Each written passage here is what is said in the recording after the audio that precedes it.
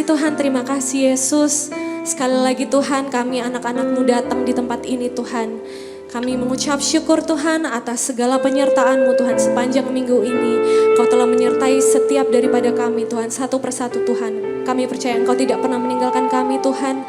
Kami sekali lagi datang Tuhan, menundukkan diri di hadapan-Mu Tuhan. Kami datang dengan penuh sukacita Tuhan. Kami siap Tuhan untuk boleh mendengarkan firman-Mu Tuhan pada sore hari ini Tuhan.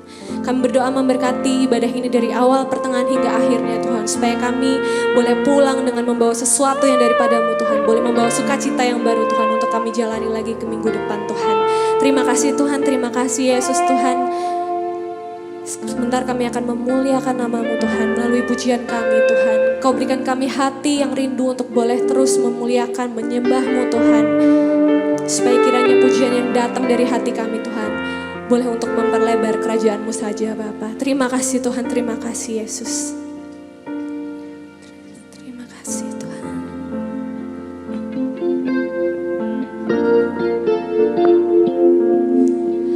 Engkau Tuhan yang setia,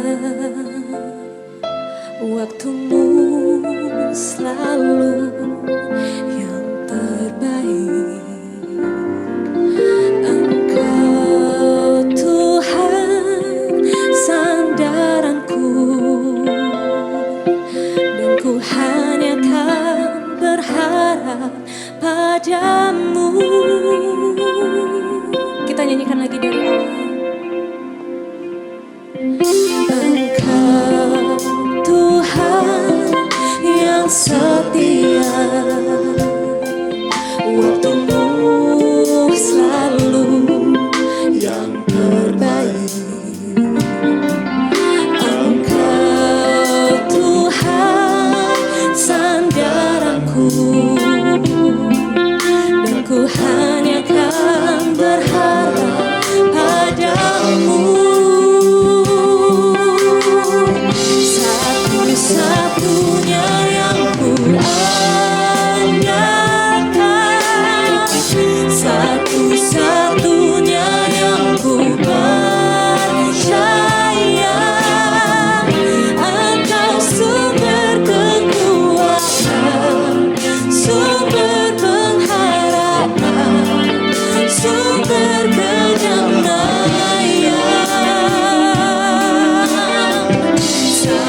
Satu-satunya yang ku andalkan, satu-satunya yang ku percaya. Engkau Tuhan menyertai, Tuhan penyembuhku, Tuhan pemulihku. Mari kita nyanyikan pujian ini dengan penuh iman. Engkau Tuhan yang setia, yes Yesus, waktu-Mu selalu yang terbaik. Engkau Tuhan, Engkau Tuhan sandaranku, dan ku hanya kan berharap padamu. Satu-satunya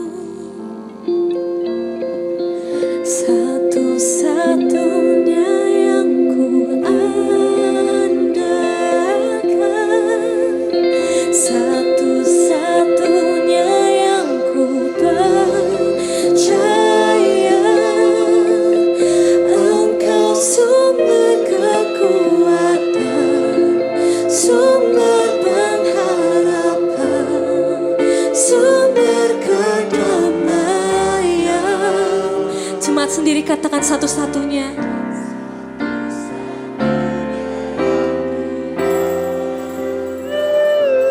Yes, Yesus ku andalkan.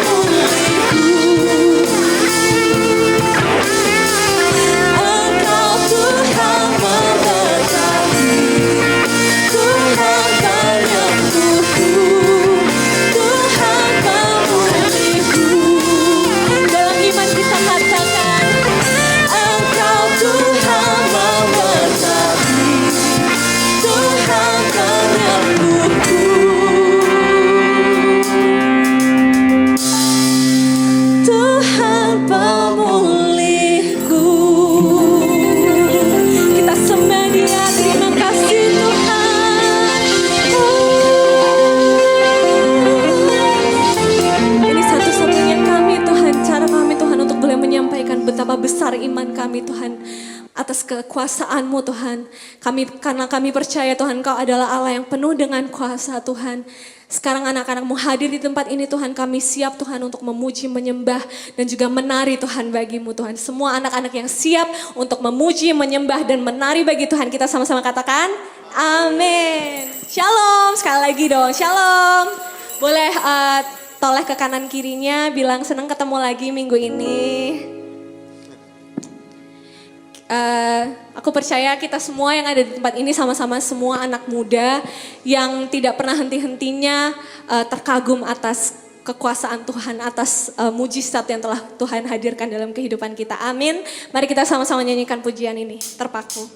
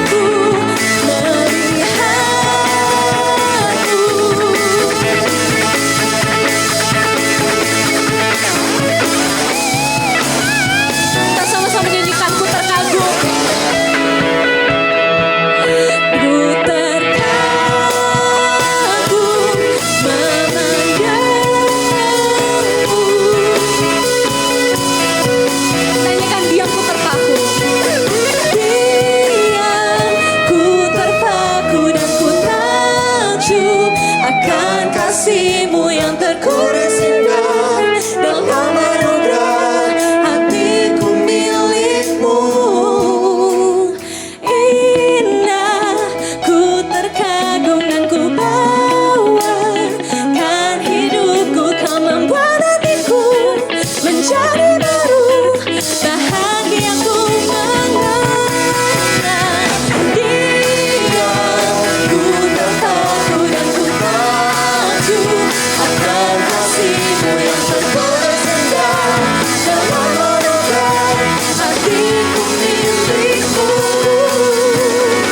Indah, ku terkagum dan ku bawakan hidupku, Kau membuat hatiku menjadi baru, bahagiaku mengenal-Mu.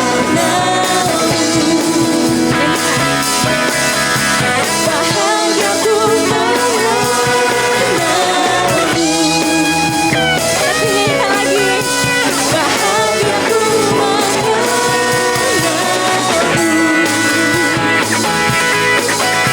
Amin.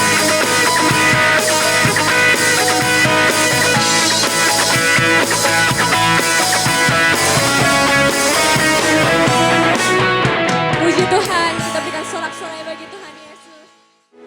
Kita sama-sama menyanyikan pujian ini untuk menyambut firman Tuhan.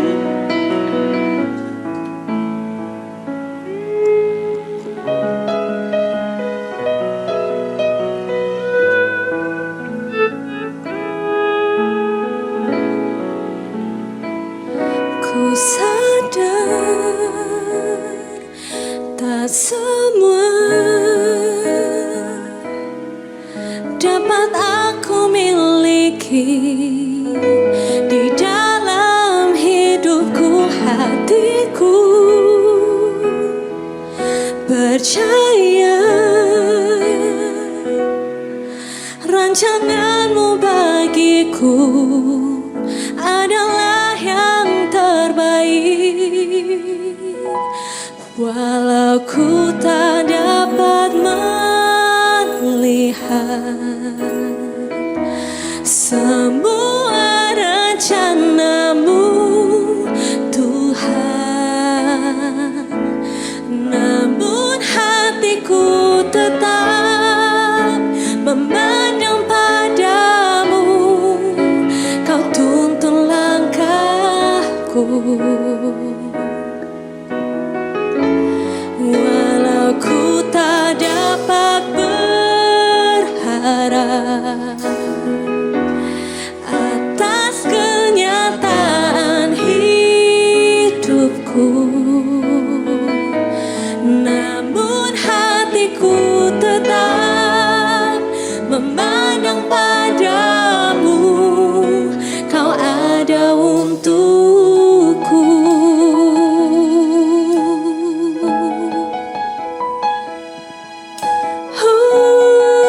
Yesus, kita pujikan lagi dari awal. Ku sadar tak semua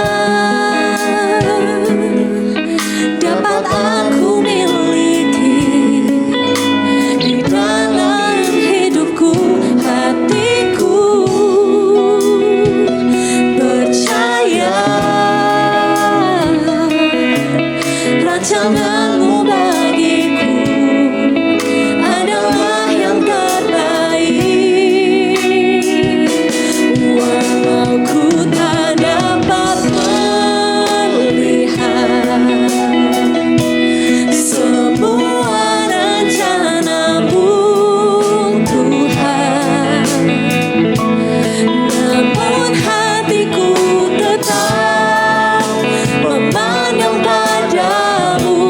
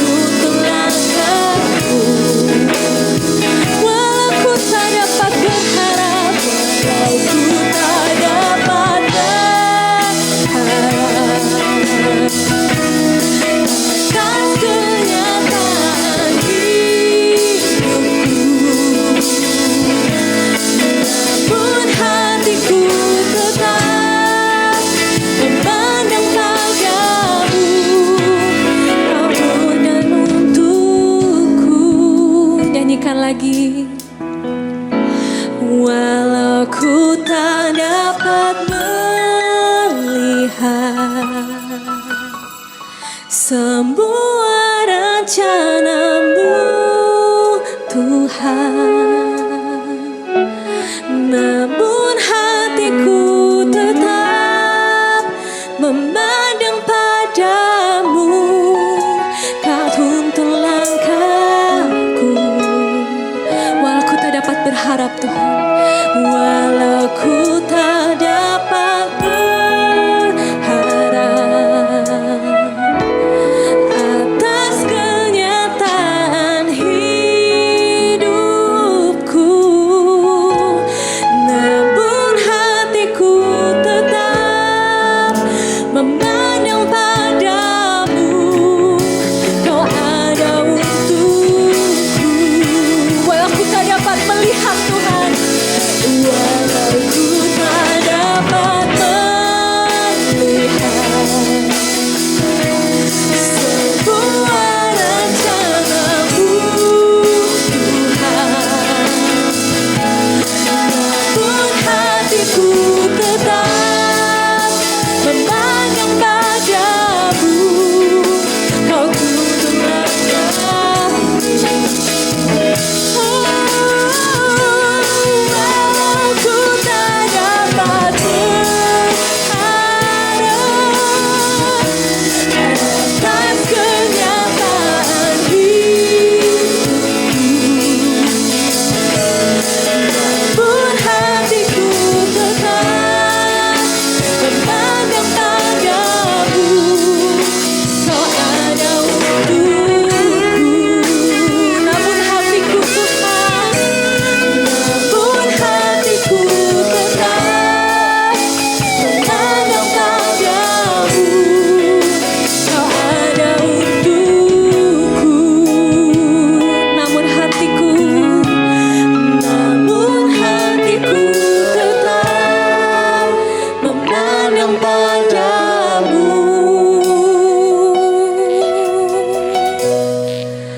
Kau ada untukku.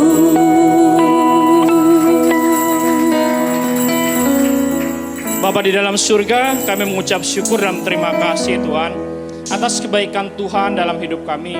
Bahwasanya Tuhan, di tengah situasi yang sedang sulit ini pun Tuhan tidak pernah meninggalkan kami. Oleh karena itu Tuhan, kiranya Tuhan memberkati setiap anak muda yang hadir di tempat ini Tuhan, yang mungkin saat ini sedang mengalami pergumulan, mungkin dalam karirnya, dalam pekerjaannya, dalam bisnisnya, mungkin dalam perjodohannya, atau apapun pelayanannya mereka pada saat hari ini Tuhan Yesus.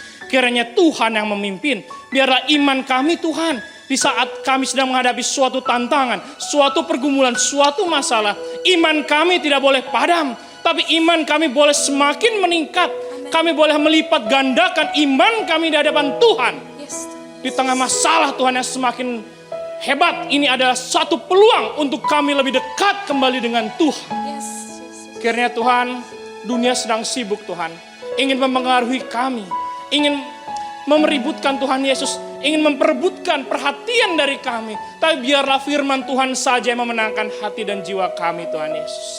Terima kasih Tuhan, kami siap mendengarkan firman Tuhan. Hanya di dalam nama Tuhan Yesus, kami telah berdoa dan mengucap syukur. Haleluya, amin. Saya duduk teman-teman sekalian. Puji Tuhan, shalom. Shalom. Halo Besti. Waduh, gimana? Sekarang lagi banyak teman-teman ya. Ada namanya kalau orang bikin konten gitu ya. Kenapa Besti lagi lemes gitu ya? Kenapa nggak dianterin ayang gitu? Aduh, banyak teman-teman ya. Kemudian kita kan sekarang lagi ngambil tema mengenai Jaksel Mentality and Beyond. Sebenarnya saya tuh mau manggil seseorang teman-teman. Tapi orangnya dari tadi nolak begitu ya. Tadi kan selalu berapa harga outfit lu gitu ya. Nah kalau menurut teman-teman di tempat ini siapa sih yang paling gaya outfitnya ya? Kofem apa Kofem? Oh enggak ya, ada yang lain ya. Tapi janganlah, tadi saya mau manggil Markus teman-teman. Tapi kayaknya enggak ikut ya, bercanda. Nah, jadi kalau teman-teman lihat gitu ya, memang tren budaya teman-teman ya, ini nggak bisa dipisahin lah, gitu kan. Jaksel itu kan diibaratin, kenapa kita ambil Jaksel gitu kan bertanya-tanya. Ya mungkin Karena untuk anak gaul Jakarta mungkin dari situ gitu kan. Dan saya sendiri juga memang kantor saya di daerah Jaksel teman-teman gitu ya. Dan kemudian jadi semakin bertanya-tanya begitu. Loh kok emangnya nggak boleh gitu ya. Saya kan pakai uang saya sendiri gitu. Saya mungkin beli beli sepatu. Mungkin saya suka EJ gitu, Air Jordan gitu teman-teman ya. Mungkin pakai Adidas edisi terbatas, Yeezy. Mungkin pakai ya tadi Hypebeast-nya. Terus pakai tas-tas. Emang nggak boleh gitu kan. Ya sebenarnya bukan permasalahannya itu teman-teman yang kita mau coba dilihat di sini ya.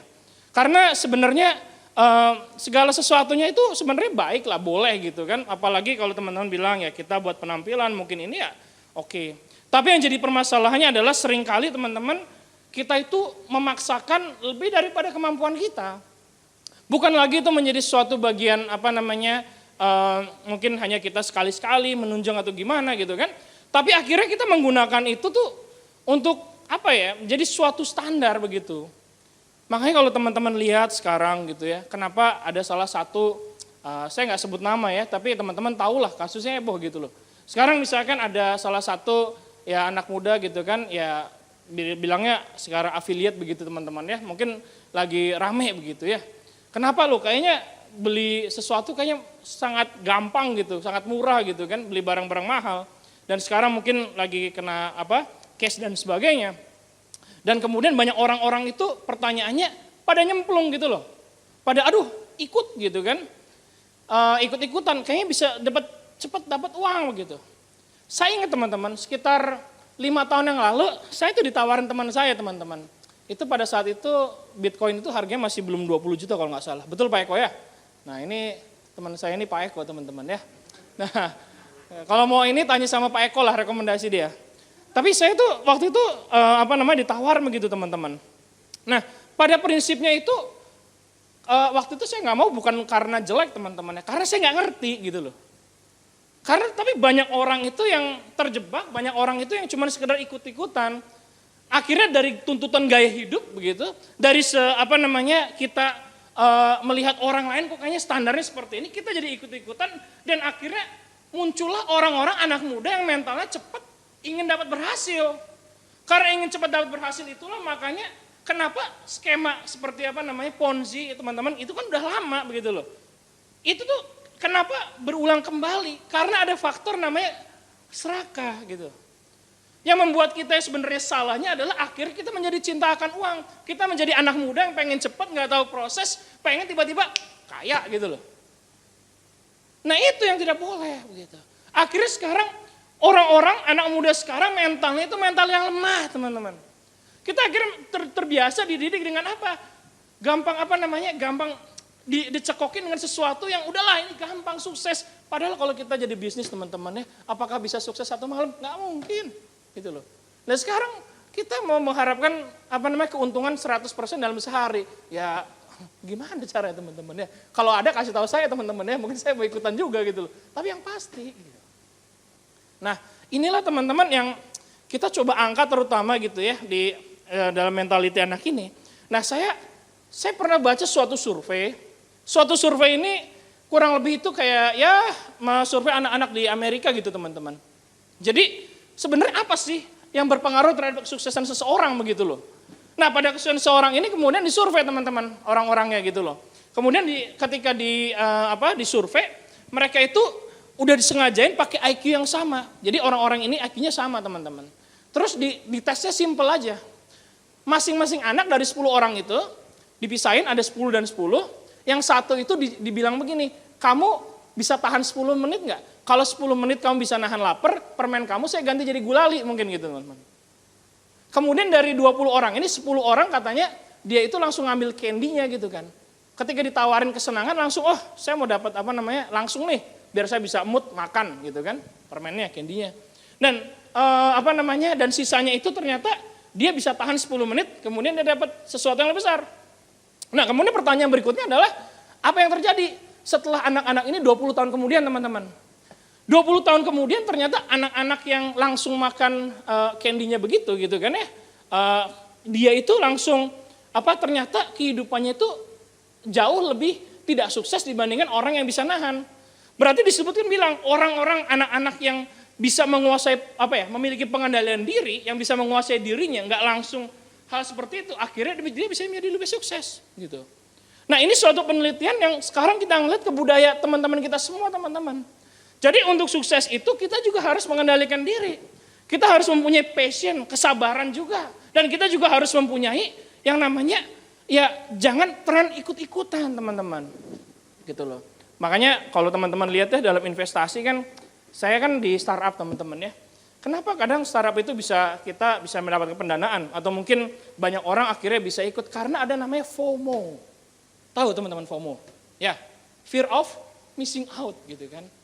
Karena inilah yang ditawarkan dunia sekarang.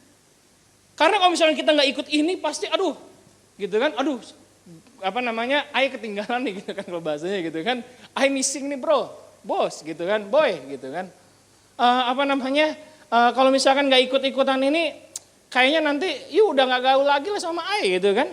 Atau mungkin ya udah beda lah circle-nya dan sebagainya begitu kan. Akhirnya mau nggak mau kita tuh terjebak dengan ya udahlah kita ikut aja dan ikut aja. Nah, ayo teman-teman, pada sore hari ini saya mau ngangkat suatu tema teman-teman ya, berhubungan dengan Jackson mentality ini, namun yang lebih teman-teman bisa cerna dari firman Tuhannya. Yaitu judulnya saya beri judul begini teman-teman. Ini adalah hedonism and prosperity trap teman-teman ya. Itu adalah judul khotbah saya pada sore hari ini.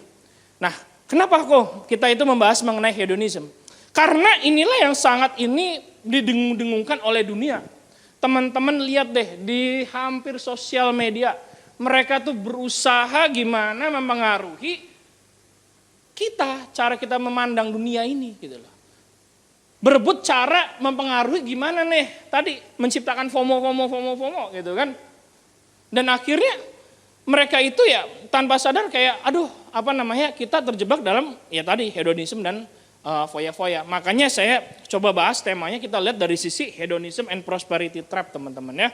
Nah, kita lihat dulu dalam satu firman Tuhan dalam 1 Timotius 6 ayatnya 10. 1 Timotius 6 ayat yang 10, bisa tolong tampilkan multimedia.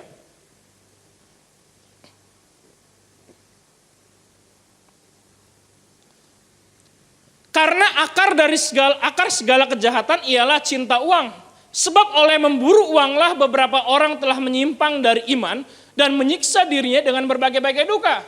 So kita nggak boleh kaya? Bukan. Gitu. Berarti kita nggak boleh kerja nyari duit? Bukan. Gitu. Bukan itu maksudnya. Kok kalau misalkan kayak gitu berarti kita cari sukses jadi orang Kristen salah? Enggak. Teman-teman perhatikan ayat di situ. Ada katanya yang salah itu bukan uangnya, bukan bisnisnya, bukan pekerjaannya, tapi cinta uangnya. Dan dalam masa-masa ini yang berbeda teman-teman ya, dalam cinta uang ini diterjemahkan dari hal yang macam-macam. Akhirnya apa? Cinta uang untuk bisa beli mungkin peralatan kita gitu kan, mungkin bisa beli sepatu kita gitu kan. Ya saya juga suka sepatu teman-teman ya. Kemarin ngobrol-ngobrol gitu kan, ikut juga gitu kan, beli-beli juga kadang-kadang gitu loh. Nah cuma yang jadi salah adalah kalau kita itu udah kayak menghalalkan segala cara begitu loh. Gara-gara kita saking cinta gitu kan, cinta uang ini yang mempengaruhi kita menghalalkan segala cara gitu.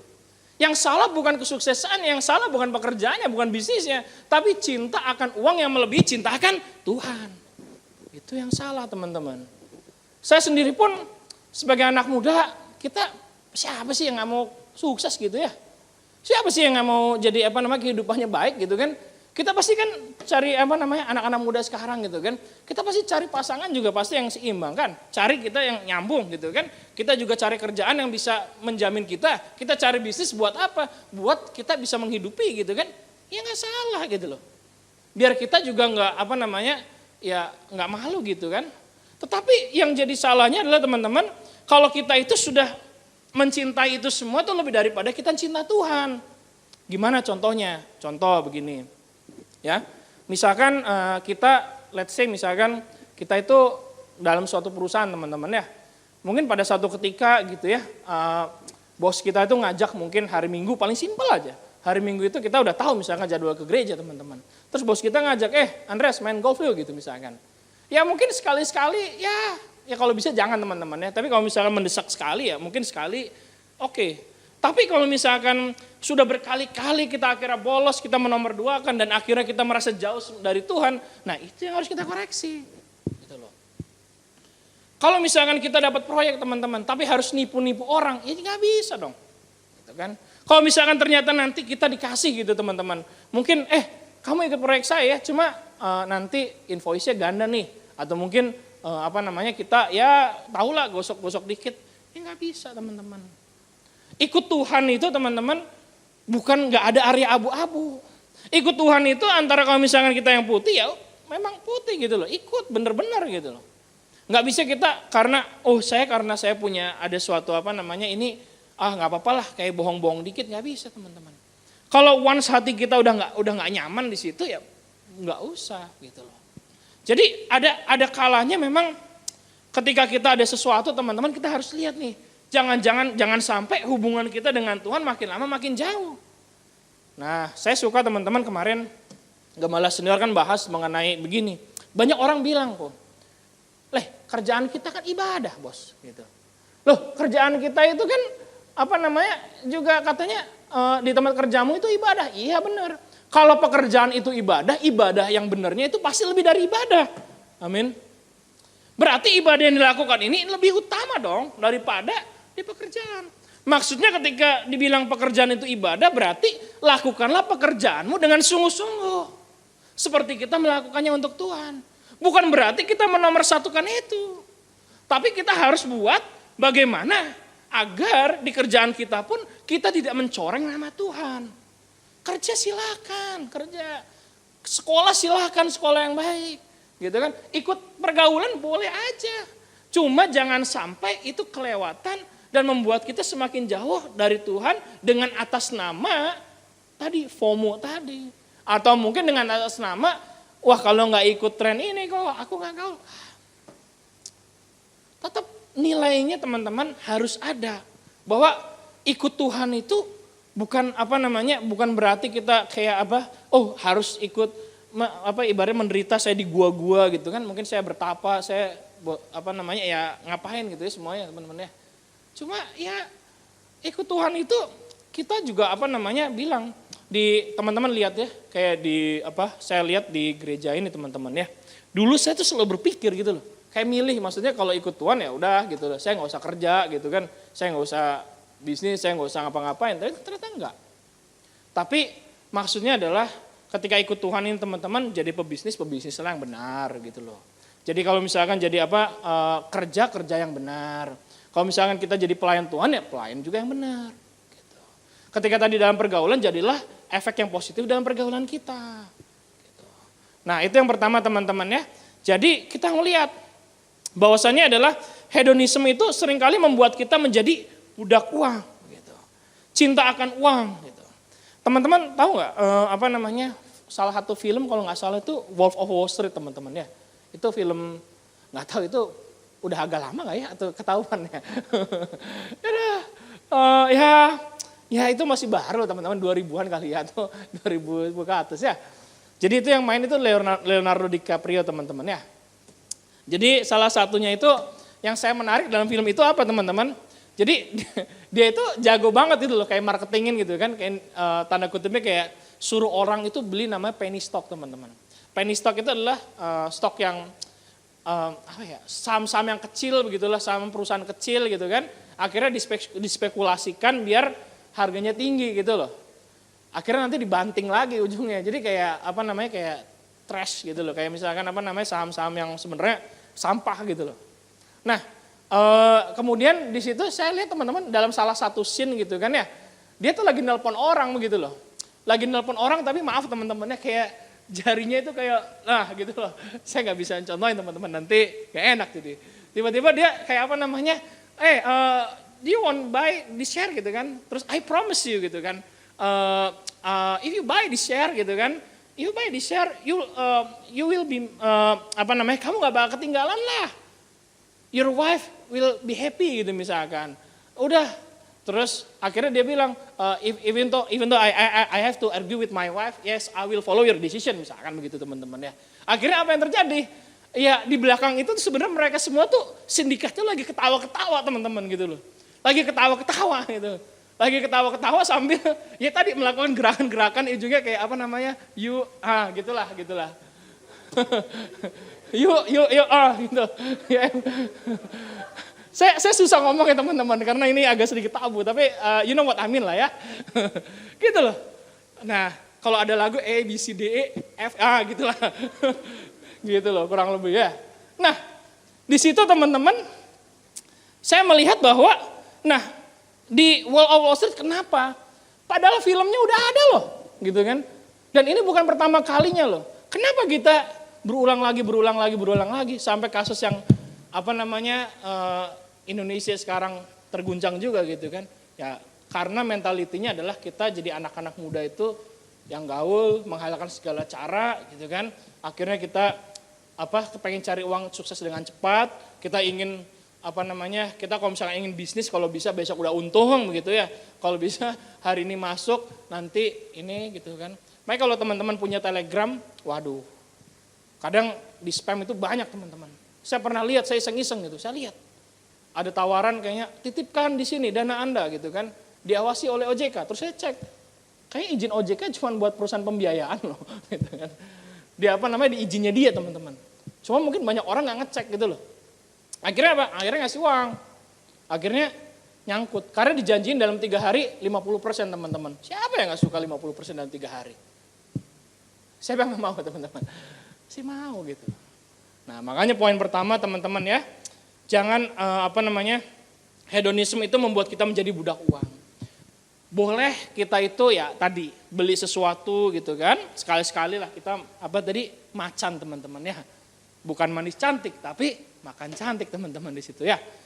Tetapi yang nggak bolehnya adalah kalau misalkan kita itu terlalu memaksakan, akhirnya kita juga menghalalkan segala cara, kita ingin sukses dengan cepat, akhirnya kita menjadi budak uang gara-gara hedonisme itu yang nggak boleh teman-teman. Ya kita hiduplah sesuai dengan kemampuan saja gitu loh. Kalau teman-teman ingin lebih, ya kalian juga kita harus berusaha lagi. Nah saya cuma sedikit bahas mengenai kayak financial planning teman-teman ya. Anak muda itu penting loh financial planning. Kita jangan jadi, mungkin di sini teman-teman yang masih 15 sampai 17 tahun, 18 tahun, yang mungkin udah mulai punya uang jajan sendiri, jangan lupa juga mulai atur keuangan teman-teman. Terutama teman-teman yang udah kerja di sini, atur. Jangan nanti begitu habis gajian teman-teman, habis. Jadi hidupnya cuma paycheck to paycheck teman-teman ya. Tahu ya, paycheck to paycheck ya. Jadi kayak bulan ini ya dapat paycheck gitu kan dari company, habis buat bayar utang gitu kan, nggak punya aset, paycheck lagi, dapat lagi, kita habis lagi, spend lagi gitu kan. Jangan kayak gitu teman-teman. Gitu. Ya, itu yang pertama. Yang kedua teman-teman kita ngeliat dalam Yosua 1 ayat 7.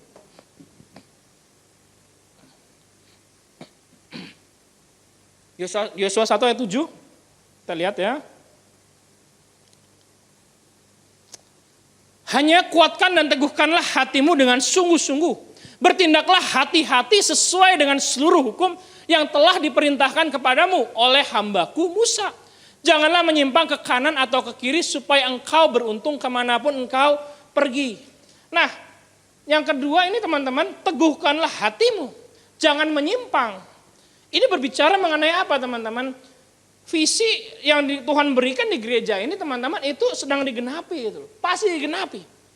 Ketika banyak anak muda Tuhan teman-teman di situ yang menyatakan diri menjadi hamba Tuhan, dan di situ juga di balik janji Tuhan itu ada berkat Tuhan teman-teman. Bahwa kesannya bahwa anak-anak muda pun akan diberkati di dalam gereja, tapi bukan sembarang berkat teman-teman, tapi diberkati untuk memberkati pelayanan Tuhan di gereja ini. Kalau misalkan kita dapat visi di gereja, teman-teman, pasti harusnya kita harus membuat sesuatu dong. Ada sesuatu yang harus kita lakukan juga buat pelayanan gereja. Nggak mungkin misalkan begini teman-teman. Misalkan Yusuf misalkan ya. Yusuf di perjanjian lama. Dia dikasih apa? Dia dibuang gitu kan ya. Dia dikasih visi gitu kan. Terus abis dikasih visi dia jadi pembesar di Mesir. Terus dia balas dendam sama saudaranya. Ya bukan Yusuf namanya teman-teman. Mungkin Andreas di situ teman-teman ya. Nggak tahu lah. Nah, tapi maksudnya adalah kalau Yusuf teman-teman, kenapa Yusuf itu teman-teman lihat deh kata-katanya. Ya kenapa tuh ketika saudara-saudari minta maaf ke Yusuf, Yusuf bilang apa? Ya kamu mungkin mereka-rekakannya untuk kejahatan, tapi Tuhan mereka-rekakan untuk kebaikan, teman-teman. Jadi apapun yang teman-teman alami pada saat ini, mungkin pekerjaanmu lagi susah, bisnismu mungkin lagi juga susah gitu kan. Apalagi kalau bisnismu berhasil, jangan lupa ajak-ajak teman-teman ya. Enggak, bercanda ya. Jadi maksudnya adalah kalau misalkan apapun yang terjadi ini teman-teman, apalagi ketika visi itu sedang digenapi gitu, jangan lupa bahwa ada sesuatu yang harus kita lakukan juga dong. Gitu loh.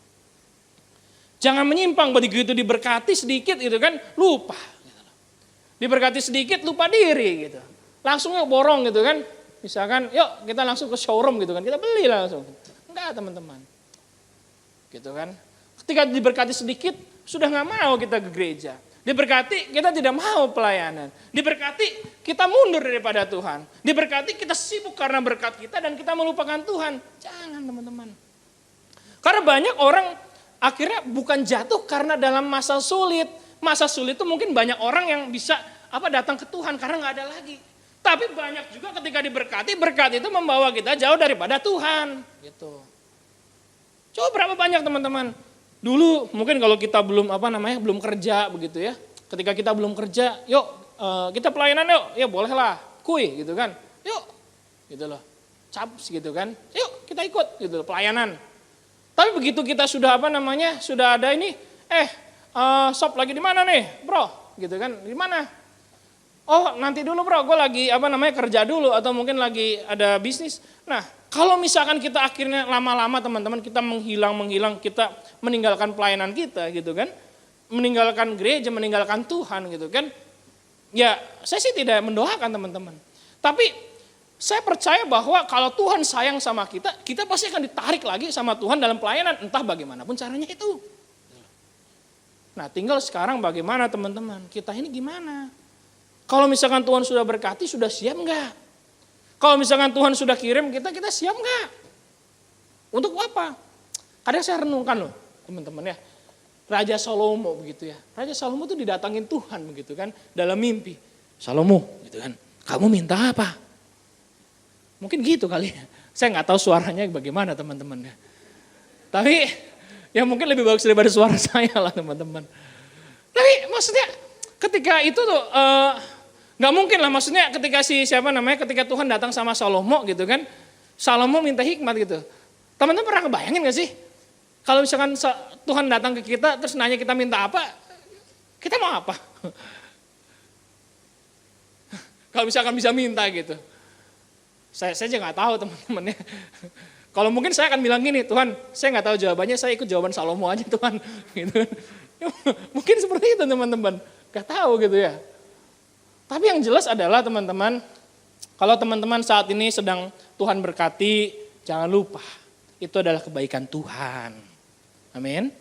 Kalau teman-teman sekarang di saat mungkin teman-teman yang lain lagi susah, lagi nggak ada kerjaan, teman-teman masih bisa kerja, ya itu kebaikan Tuhan. Teman-teman masih bisa ternyata di saat susah teman-teman menabur, teman-teman bisa dapat bisnis, ya itu juga kebaikan Tuhan. Apalagi teman-teman yang lagi, saya berarti bukan nyukurin atau mungkin yang lagi susah, enggak. Justru kalau misalkan kita lagi dalam masalah, ini juga saat yang baik. Untuk apa? Untuk berterima kasih sama Tuhan agar kita lebih dekat kembali dengan Tuhan. Gitu ya. Jadi yang kedua teman-teman, bahwasannya adalah teguhkan hati. Hati kita ini harus kuat. Gitu loh. Ketika visi itu sedang digenapi, teman-teman hati ini harus kuat. Jangan gampang terangkat. Makanya kenapa di kantor teman-teman, saya sendiri selalu bilang sama tim saya gitu ya, sama tim sales gitu, sama yang lain gitu kan. Saya bilang loh, kita tuh harus justru tuh harus takut kalau sama orang itu terlalu memuji kita gitu loh. Justru kita tuh harus bangga kalau ada orang tuh ngasih feedback ke kita gitu. Kenapa? Karena orang itu berarti ya anggap aja care teman-teman ya, entah mau menjatuhkan atau enggak. Karena kalau misalkan kita mau menjatuhkan seseorang, puji terus aja, pasti jatuh teman-teman gitu. Ketika sombong, ketika mulai terangkat, dia udah nggak sadar lagi gitu teman-teman. Justru harusnya ketika kita lagi diangkat Tuhan, makanya jangan dikelilingi oleh orang-orang yang cuman memuji terus teman-teman. Yang muji boleh lah, cuma kupingnya jangan tipis gitu loh.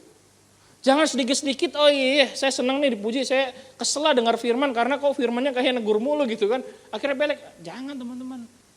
Justru kalau misalnya kita ditegur melalui firman gitu ya, harusnya kita berterima kasih karena diingetin. Lebih baik kita mengelilingi diri kita tuh dengan orang-orang yang mengingatkan kita. Oleh sahabat sejati kita, karena nggak gampang gitu loh. Zaman sekarang ini kalau kita punya kedudukan, orang tuh ngomong baik sama kita gampang. Saya kasih contoh begini teman-teman. Teman-teman tahu Arnold Schwarzenegger? Yaitu kakek saya dari jauh teman-teman ya.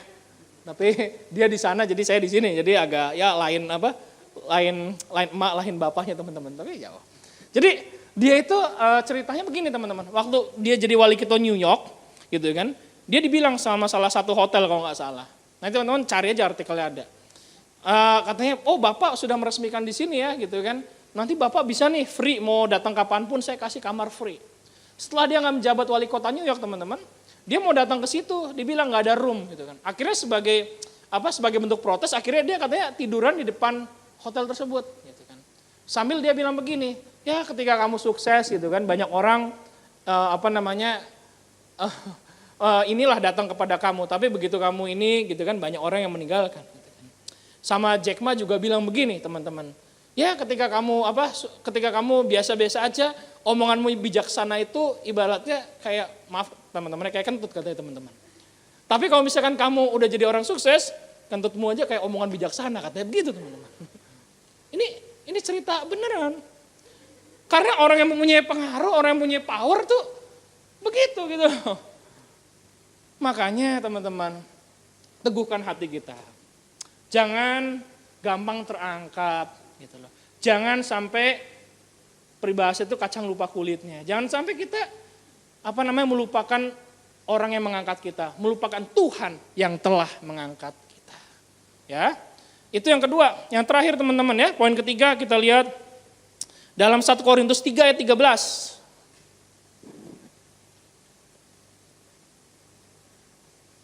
1 Korintus 3 ayat 13, kita lihat ya. Sekali kelak pekerjaan masing-masing orang akan nampak.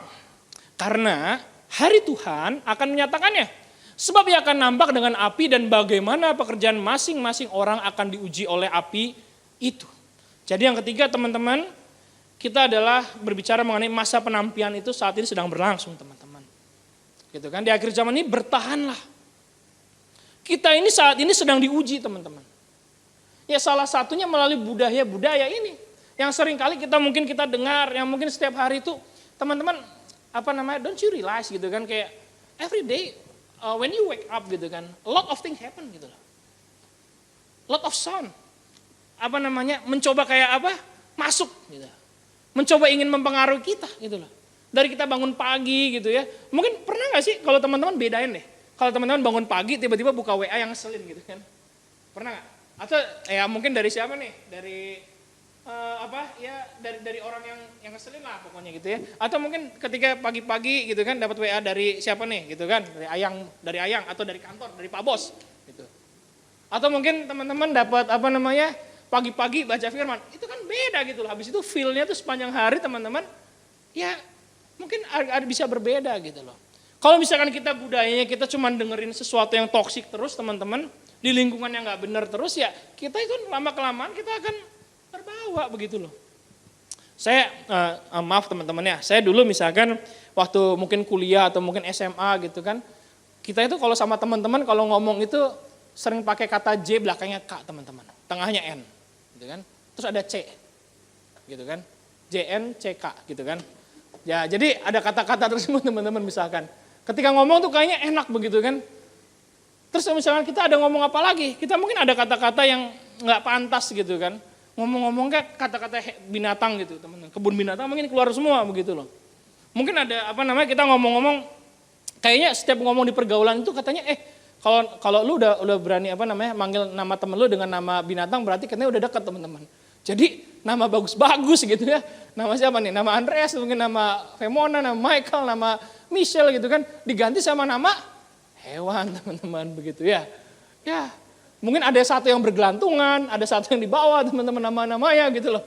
Yang penting namanya Cendrawasih. Kayaknya nggak ada yang dipanggil Cendrawasih waktu ini teman-teman. Kayaknya nggak ada gitu loh. Pasti dipanggilnya tuh nama-nama, maaf teman-teman ya, hewan yang ya inilah biasa gitu kan. Atau dipanggil kucing gitu, kayaknya nggak ada gitu loh. Tapi yang suka pisang gitu teman-teman ya banyak lah ya. Yang suka pisang gitu loh. Kita panggil gitu loh. Gitu kan. Terus gitu kan. Pokoknya semuanya aja gitu kan. Sampai kita nggak tahu gitu loh. Nah ini teman-teman. Jadi di masa-masa penampilan ini teman-teman, ya jadi jangan terpengaruh lah. Maksudnya ya kita boleh, karena kita hidup di dalam dunia ini teman-teman, kita bergaul gitu ya. Kita itu punya teman banyak nggak salah gitu kan. Cuma sekali lagi, jangan mentality kita juga ikut-ikutan dong di sana. Kita kan sudah Tuhan bekali itu dengan firman Tuhan. Harusnya teman-teman sebagai orang Kristen kita itu mempengaruhi, bukan dipengaruhi oleh dunia ini. Jadi kita harus berdampak, bukan didampak teman-teman gitu loh. Didampak yang akhirnya ya kita terbawa arus gitu loh. Harusnya teman-teman dimanapun kita berada orang itu melihat kita. Bukan berarti kayak teman-teman ya di tempat kerja gitu kan. Kamu mau ini enggak? Terus kita bilang 1 Yohanes berkata gitu. Enggak gitu teman-teman. Itu udah udah FREAK lah ya gitu kan. Tapi maksudnya adalah kita berdampak teman-teman dimanapun teman-teman gitu kan. Jadilah yang mencontohkan itu yang baik dong. Makanya kita kan punya mega project di sini gitu loh. Saya teman-teman, saya jujur aja saya sama teman-teman saya selalu bilang teman-teman, dalam kerjaan itu kita itu harus punya namanya integrity. Meskipun teman-teman dari saat saya pada saat itu masuk suatu perusahaan ini teman-teman dari kecil pada saat itu. Kompetitor kita tuh besar-besar teman-teman. Saya datang ke saya masuk ke klien saya itu selalu dimaki-maki teman-teman. Kamu ini apaan gitu kan? Kalau teman-teman tahu teman kerja saya ya, diem-diem aja. Tapi intinya selalu dibilang, kamu itu aplikasi kurang bagus gitu kan. Mana ini diskonnya? Sampai sekarang juga saya masih tanya diskon sama teman-teman ya. Jadi tolong stop teman-teman ya. Tanya ya. Pertanyaan yang tadi itu gitu. Nah, cuma teman-teman lihat di sini. Saya pada saat itu cuma bilang begini, ya udah kita nggak usah bohongin orang lah. Kalau memang kita masih kurang bagus ya let's acknowledge it gitu loh. Let's embrace it gitu loh. Akuin aja. Saya bilang ya kita dalam proses teman-teman gitu kan. Ya sampai sekarang juga dalam proses terus teman-teman gitu ya. Akhirnya cuma dalam di sini tuh yang saya lihat teman-teman ada salah satu orang tim saya yang akhirnya dia Dia maaf, dia nggak tahu diri teman-teman. Dia menipu salah satu klien, akhirnya dia kalau mau makan gratis di situ terus teman-teman gitu loh. Udah ibaratnya kayak berbohong kadang sama saya. Akhirnya nggak pakai lama teman-teman keluar SP1, SP2, udah let go gitu. Even kita juga ada beberapa kita udah kayak lay off beberapa orang teman-teman yang coba kayak mengakali begitu. Karena prinsip saya seperti ini. Ketika saya lagi megang suatu dari departemen ini gitu kan, jujur nggak gampang teman-teman karena ya kita manage 500 orang lebih gitu loh. Dan itu tersebar di seluruh Indonesia gitu. Bagaimana agar kita culture-nya itu bagus? Pokoknya kamu mau hasilnya buruk, saya lebih menghargai, appreciate orang yang sudah bekerja tapi hasilnya buruk. Gitu loh. Tak daripada seseorang tersebut kelihatannya bagus, ternyata bohong semua. Gak bisa. Gitu loh. Berapa orang akhirnya kita cut teman-teman di situ. Dan dari situ akhirnya kita melihat, mana nih perusahaan itu teman-teman gak bisa berdiri, gak bisa long lasting. Kalau isinya itu adalah orang-orang yang tidak mempunyai integritas semua. Apalagi di rumah Tuhan. Standarnya itu harus lebih tinggi teman-teman. Ketika kita di dalam pekerjaan kita punya integritas gitu kan teman-teman ya.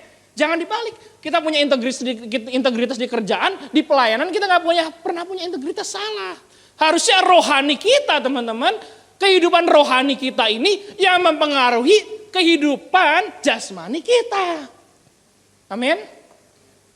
Karena apa yang kita lakukan teman-teman, doa Bapa kami itu jadilah kehendakmu di bumi seperti di surga. Berarti di surga dulu atau di bumi dulu? Di surga dulu dong, baru di bumi itu ada refleksi. Nah salah kan, jebakan ya. Saya dengar. Nah, jadi di surga dulu baru di bumi. Berarti nggak ada ceritanya kerjaan saya mempengaruhi pelayanan saya. Mulai sekarang katakan amin. Amin ya. Nah itu dicatat semua malaikat teman-teman, hati-hati ya. Jadi harus pelayanan kita ini yang mempengaruhi pekerjaan kita. Pelayanan kita bagus teman-teman. Di pekerjaan kita juga harus bagus. Jadi bukan alasan, wah apa saya ada pelayanan nih disuruh Kofem gitu kan, saya nggak masuk kerja. Terus nanti bosnya nanya, Kofem itu suruh ngomong sama saya gitu kan, dia nggak tahu apa-apa teman-teman, gitu ya. Atau mungkin disuruh Ko Andreas gitu, enggak. Karena kalau misalnya kita di pelayanan kita bagus, di kerjaan kita buat bagus sehingga nama Tuhan dipermuliakan melalui itu. Nah ya, jadi teman-teman, yuk mari sama-sama teman-teman kita jadi iman kita itu harus kuat. Jangan mudah tergoncang, jangan mudah ikut dalam tren-tren dunia teman-teman. Tapi lihatlah kembali lagi ke firman Tuhan. Bukan berarti kita kuper juga, bukan berarti kita mengisolasi diri, bukan. Nah saya sering bilang begini, kita itu ikut Tuhan teman-teman. Tuhan itu kadang ada orang begini, ada orang yang kadang kalau saya kadang kalau saya bilang 4L 4Y teman-teman ya. Jadi nanya begitu. Kok ini buku panduannya ini kita tuh harus do sama don'ts-nya apa? Wah kalau kita ikut Tuhan semuanya saya tulis begitu teman-teman ya. Satu ruangan ini panjangnya kurang mungkin teman-teman. Setiap ini ada lagi. Tapi yang jelas adalah begini cara membedakannya. Gimana sih kita itu ikut Tuhan itu teman-teman? Nah tinggal begini, gampangnya adalah apakah kita sudah menjadi pelaku firman belum? Pelaku firman gampang, bukan gampang teman-teman. Caranya gimana? Lihatlah paling simpel mega project dulu deh gitu loh. Ada 21 karakter loh, ya lakuin gitu loh. Itu pertama gitu kan. Kedua adalah apa? Ya waktu kita bersama dengan Tuhan makin lama makin dikit atau makin jauh teman-teman. Jadi kalau jawabannya adalah dari dua itu, kamu sudah melakukan firman Tuhan melalui mega project belum? Belum. Kamu waktunya dengan Tuhan lebih jauh, lebih sedikit atau lebih lama? Lebih sedikit. Nah itu berarti pertanda kalau orang bilang adalah indikatornya lagi merah teman-teman gitu ya. Jadi mari teman-teman bersama-sama coba yuk kita perbarui mental kita, iman kita gitu kan. Jangan mau dipengaruhi hanya sekedar budaya-budaya yang saat ini berusaha mempengaruhi kita. Tapi hanyalah dipengaruhi oleh firman Tuhan. Amin. Saya undang teman-teman untuk bangkit berdiri, kita berdoa.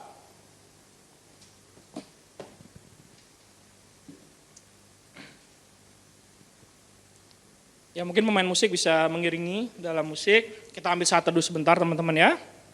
Yuk kita sebebasnya teman-teman juga, senyamannya. Mari kita coba tutup mata kita berdoa kepada Tuhan. Kita coba tujukan hati kita kepada Tuhan. Kita minta kekuatan, kita minta pengampunan daripada Tuhan. Bapa di dalam surga, kami mengucap syukur dan berterima kasih karena kebaikan Tuhan dalam hidup kami. Bahwa Tuhan sampai pada saat ini Tuhan masih memelihara kami. Tuhan tidak pernah meninggalkan kami. Bahkan di saat kami merasa Tuhan meninggalkan kami, sebenarnya kami yang meninggalkan Tuhan. Karena kami lebih menuruti suara-suara dunia ini Tuhan. Sehingga kami tuli terhadap suara Tuhan. Sehingga kami tidak bisa mendengar suara Tuhan. Sehingga kami tidak bisa mendengar apa mau Tuhan dalam hidup kami. Sehingga akhirnya Tuhan perlahan-lahan kami menjauh daripada Tuhan. Kami menganggap bahwa apa yang kami alami itu adalah pemberian Tuhan. Sehingga kami lupa Tuhan. Kami menganggap bahwa dunia jauh lebih menarik daripada Tuhan. Kami lebih sering ikut-ikutan teman-teman kami. Kami bahkan sering merasa malu kalau kami melayani Tuhan. Karena mungkin kami dianggap tidak gaul. Atau mungkin kami tidak mau Tuhan. Fear of missing out. Karena kami takut ditinggalkan oleh tren. Karena kami takut ditinggalkan oleh teman-teman pergaulan kami. Karena kami takut dicap Tuhan. Tidak sesuai dengan standar pada saat ini. Tapi Tuhan pada sore hari ini, pada malam hari ini kami belajar Tuhan. Ajar kami Tuhan, untuk melihat dari sudut pandang Tuhan, dari kacamata Tuhan dalam hidup kami. Karena bukan saat ini yang menentukan, tapi akhir bersama dengan Tuhan, itu yang menentukan hidup kami. Oleh karena Tuhan, kami berdoa bagi teman-teman kami pada saat ini, yang mungkin sedang mencari jati diri Tuhan. Yang saat ini juga Tuhan mungkin belum cinta Tuhan. Yang saat ini juga masih diliputi oleh kekhawatiran hidup, ketakutan, kecemasan. Mungkin karena masalah pekerjaannya, bisnisnya, atau mungkin perjodohannya, apapun itu Tuhan. Kiranya Tuhan boleh jamah satu persatu Tuhan. Kiranya Tuhan lihat hati setiap teman-teman di tempat ini Tuhan. Kiranya Tuhan boleh masuk dalam hati mereka. Karena kami yakin dan percaya Tuhan, bahwa visi Tuhan akan digenapi. Bahwa dengan ratusan ribuan anak muda yang akan menyerahkan diri menjadi hamba Tuhan. Dan akan Tuhan perlengkapi dengan luar biasa di gereja ini Tuhan. Biarlah Tuhan kami menjadi bagian dari anak-anak muda tersebut. Bagi teman-teman kami Tuhan yang saat ini mungkin sedang diberkati. Ajarlah kami Tuhan, agar kami tidak lupa diri. Agar kami tidak akhirnya dalam kenyamanan ini Tuhan, kami terjebak. We are trapped dalam kenyamanan Tuhan, dalam comfort zone kami. Dan kami melupakan siapa yang memberikan kami, yang memberikan anugerah kepada kami, yaitu Engkau Tuhan. Biarlah Tuhan bagi kami saat ini yang pada saat ini sedang mengalami itu Tuhan. Biarlah kami boleh segera berbalik kepada Tuhan. Memberkati Tuhan setiap teman-teman di tempat ini Tuhan Yesus. Yang ada pergumulan Tuhan, Tuhan berikan jalan keluar. Kiranya Tuhan yang sakit Tuhan sembuhkan. Yang mungkin kesulitan jodoh Tuhan berikan. Yang mungkin saat ini pelayannya sedang mundur, biarlah Tuhan berikan api yang baru untuk mereka melayani Tuhan. Terima kasih Tuhan, memberkati juga pekerjaannya, bisnisnya, usahanya, apapun itu Tuhan Yesus. Kami serahkan semuanya Tuhan hanya di dalam satu nama, yaitu nama Tuhan kami, Yesus Kristus. Haleluya, amin. Kami berdoa Tuhan untuk gereja-gereja yang ada di seluruh dunia, bagi para hamba Tuhan sampai kepada semua jemaatnya. Kiranya Tuhan memberkati mereka semua, supaya mereka menjadi berkat dan berdampak, sehingga gereja di seluruh dunia dipenuhi oleh jemaat yang mencari Tuhan dengan tulus dan takut. Buat semua hamba Tuhan dan gereja bersatu, rukun dan tidak terpecah-pecah, supaya dunia percaya Yesus adalah Tuhan bagi kemuliaan Allah Bapa. Demikian juga untuk gereja di mana kami Engkau percayakan untuk mengembalakannya, yaitu gereja Blessing in the Spirit.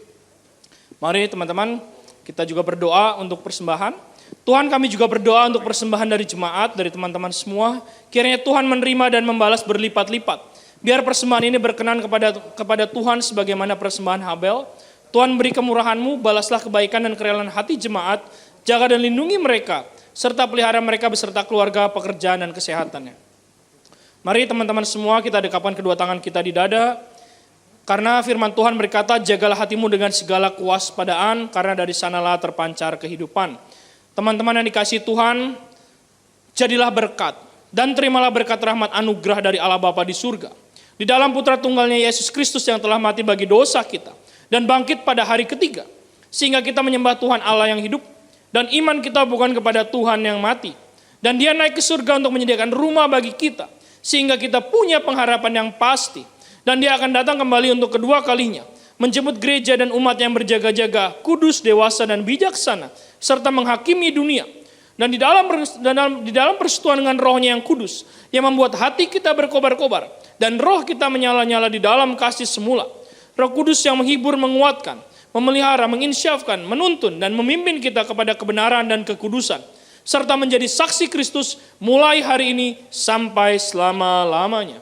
Mari teman-teman muda semua kita akhiri kebaktian kita ini dengan doa yang diajarkan oleh Yesus sendiri. Bapa kami yang di surga, kuduskanlah namamu, datanglah kerajaanmu, jadilah kehendak-Mu di bumi seperti di surga. Berikanlah kami pada hari ini makanan kami yang cukupnya, dan ampunlah kami akan kesalahan kami, seperti kami juga mengampuni yang bersalah kepada kami. Dan janganlah membawa kami ke dalam pencobaan, tapi lepaskanlah kami daripada yang jahat. Karena Engkau lah yang punya kerajaan dan kuasa dan kemuliaan sampai selama-lamanya. Amin.